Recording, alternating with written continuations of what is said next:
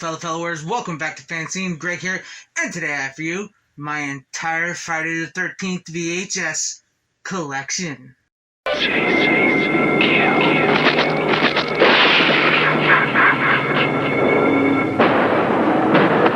got a death curse. Get ready for a night to remember on a very special date. What is this, a joke? Okay, let's start off with the original 1980 Friday the 13th on VHS. And I do want to say, before we get into all these, I want to say thank you to Pop Retro for sending these VHS tapes to me. I absolutely love them. I'm going to be showing you guys Friday the 13th, 1, 2, 3, 4, 5, 6, 7, and 8. And thank you so very much, Pop Retro, for these. I really do love them. Now, these are the 1994 released versions of Friday the 13th, but they managed to maintain most of the original stuff on them, artwork and stuff of the boxes. So I really like that. So I'm going to go ahead and show them off for you guys, starting off first here with the cover of the original Friday the 13th with all that good stuff there. And then we'll go over to the back here with this. Look at that. That's awesome. I love it. And these tapes are in really, really great condition. No mold, nothing like that. Play very well. I enjoy them. I've watched a few of them. I've gone through a few of them, and I absolutely love having these. So there you guys have. There is Friday the 13th, Part 1. So let's move on to the sequel. And here we have Friday the 13th, Part 2, and with the artwork there, that invokes sort of the original artwork of the first movie there that we saw, but this is where Jason shows up for the very first time in the series. Baghead Jason. Some say he's the scariest version of Jason's, some say he's not. What do you say? Anyways, let's go ahead and look through the back here. Here you got the back, all that, and all that down there. And then we'll take out the tape again. I keep wanting to say open it up. We'll take out the tape again. And there you guys have it. Still great condition. Once again, these tapes are like almost like brand new, to be honest with you. They're almost like brand new. You can tell that Pop Retro and myself are really great collectors of physical media, and we take good care of our physical media. But there you guys have it. There is Friday the 13th, Part 2. Now let's get to the next one. So now we have Friday the 13th, Part 3D! In 3D! Yes, Friday the 13th, Part 3 was released in 3D by Paramount, along with like Jaws 3 was also released in 3D and a couple other 3D movies around that time. But it is crazy. This is the movie where you ever say, well, Jason, when did he get the mask? This is Part 3. Jason gets the mask in Part 3. So there's the back of the case there. It does have a mark on it. But that's okay. That's okay. And if I didn't hold it on the front layer long enough, I do apologize. There you guys have it. The nice little sheen to it. And then we'll once again take the tape out and show you that it is in excellent condition. Friday the 13th, Part 3. And that would be 3D. I'm sorry. That's apologies. But there we have Friday the 13th, Part 3. Next we have Friday the 13th, Part 4. Where's that damn corkscrew at, man?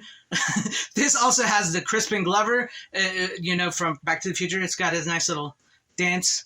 I can't even do that dance. That dance is just like insane. But this is also one of the fan favorites of the franchise. It's one of my favorites too. I really do love Part 4. I think Part 4 is great. Corey Feldman is introduced into this as Tommy Jarvis, who is a recurring character for at least 3 movies, which that was something we didn't have in the Friday the 13th movie like we had in, Halloween and even in Nightmare on Elm Street. Here's the cover of it with the iconic knife through the mask there. And this is, with the little axe chopping Jason's head there, the mask there that continues to stay through even when he gets a different mask, which is weird. But here's the back of it. It's got greatness in this one. I really do love this one. Tom Savini and the mask and everything in this movie. He comes back for this one to do special effects and everything. Corey Feldman's performance as Tommy Jarvis is great. It's memorable. This has some of the best stuff in it, like the corkscrew, like I said, Crispin Glover, Tommy Jarvis. There's just so much to this. This one is like really, really great. And also this is what some consider as the last appearances of human Jason. But there you guys have it, Part 4. So let's move on to Part 5, shall we? All right, now we got Friday the 13th, Part 5, A New Beginning. One of the most, I guess you could say, sort of titillating and nastier of the movies, and one that's also not considered to be much of a fan favorite. This is very much in a line where they tried to do something different. Spoiler alerts for anybody who has not seen this. Jason is not in this movie. This is a copycat Jason killer. Roy we have Roy here, and as you can notice, the mask is different in this one, and it's got one of the worst final girls in it. Those damn enchiladas, though, right? Those damn enchiladas. I'm trying to. Miguel Nunez Jr., I believe his name is. That he's in this. But yes, this is also has a second appearance of Tommy Jarvis, who carries over. He's now a teenager and going to like some mental problems, and he's at this camp. This has got some of the craziest stuff, but it also has, I'm trying to think of her name. Her last name is Voorhees. Oh, I can't remember her first name, but she's got a great rack. I know her last name was Voorhees, and I'm sorry I cannot remember her first name, but she's really great in this movie. Like I said, this is one of the more weirder ones. They tried something different. They get a little gory. From what I know, there's actually stuff of this that's being cut out that's a little more bloodier, a little more gorier, maybe a little more boobier. But there you guys have it, Friday the 13th, Part 5. Where do you rank this? I mean, because a lot of people do not like Part 5, but what do you guys think? I mean, it's got some good stuff into it, but I can't say it's the greatest. Let me know what you guys think in the comments, though. But let's move on to the next one. Up next, we have probably the biggest fan favorite of the franchise, and that would be Friday the 13th, Part 6, Jason Lives. With the final appearance of Tommy Jarvis, this time played by Tom Matthews from Return of the Living Dead. You gotta love that, Tommy Jarvis is played by 3 different actors in the 3 movies that he's in, but is a recurring antagonist that we don't really get much in the Friday the 13th series. Tommy McLaughlin directs this movie, and this movie is by far none one of the best of the franchise. Like I mentioned, it helps reinvent the franchise. It's got this very gothic Frankenstein feel to it.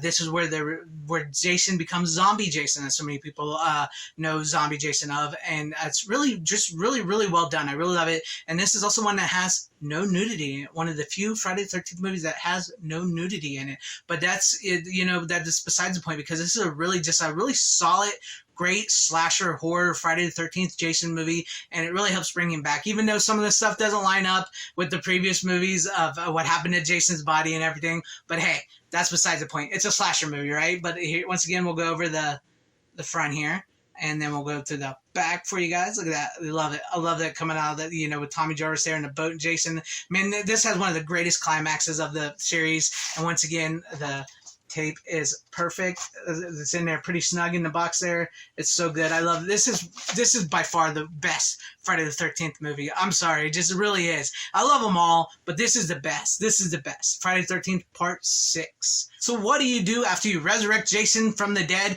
and he gets his final confrontation with his antagonist of Tommy Jarvis? You move on and you go to Friday the 13th Part 7, The New Blood, with Jason versus Carrie, essentially. So we get Lara Park Lincoln in this, who comes in as this girl who's got some psychic abilities and everything, right? And she lost her father at Camp Crystal Lake, and maybe she's going to try to bring her father back and accidentally brings Jason back to life, and all hell breaks loose from there. But no, this is actually a good one. This is a pretty good one, pretty solid. Lara Park Lincoln is pretty good in this movie. She's basically like the Carrie character. Like I said, she has psychic abilities and everything in this troubled past. And also we get Weekend at Bernie's in this, the guy that played Bernie. He's her mean-ass psychiatrist who's just trying to exploit her and everything. On top of Jason running her down and killing all of her friends, and not to mention the people partying next door. The one chick there is a big old asshole to her. So she's having all kinds of problems for this weekend getaway, trying to help her mental sanity, her and her mom and everything, and her doctor. But there you guys have it. There's the back of the case there too with Jason and everything. But there you have that. Part 7, The New Blood. Carrie versus Jason. I love the artwork. I love the artwork on these. I really do. So let's move on to the final VHS tape that I have. To conclude this Friday the 13th VHS collection on Friday the 13th, which this video will be airing, we have Friday the 13th Part 8, Jason Takes Manhattan. Even though most of the movie is in Vancouver and on a boat. Well, on a boat, then in Vancouver, with maybe like 5 minutes in New York, actually. So if you're expecting to see Jason in Manhattan running around killing people, if you've never seen these, don't expect that. Expect Jason to come up through the water, get on a cruise ship with a bunch of teens headed on their way to New York, and the bulk of the movie is just Jason on a boat taking out people, and then they get to New York, and like I said, it's basically Vancouver, Canada, except for one scene where Jason is in the middle of New York and everything for like maybe 5 minutes. But this is also the the second performance of Kane Hodder, which I'm sorry I did not mention, but Kane Hodder started playing Jason. The legendary Kane Hodder started playing Jason in Friday the 13th Part 7, The New Blood, and he's carried over in Part 8. So this is where we start get Kane Hodder as Jason. And for my money, Kane Hodder needs one more turn as Jason in a good Friday the 13th movie. Not that this is bad, but I don't want the modern influences of today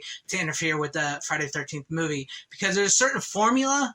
Not to get all randy from Scream, there's a certain formula one must abide by in a Friday the 13th movie.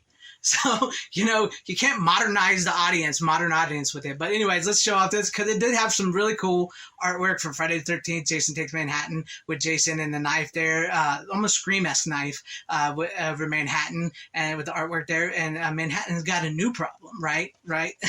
Then we have the back here, Jason and our antagonist there, the final girl on this, on the boat, basically on the boat. Like I said, there's barely any New York in this, but there we'll open it up and show you the tape again.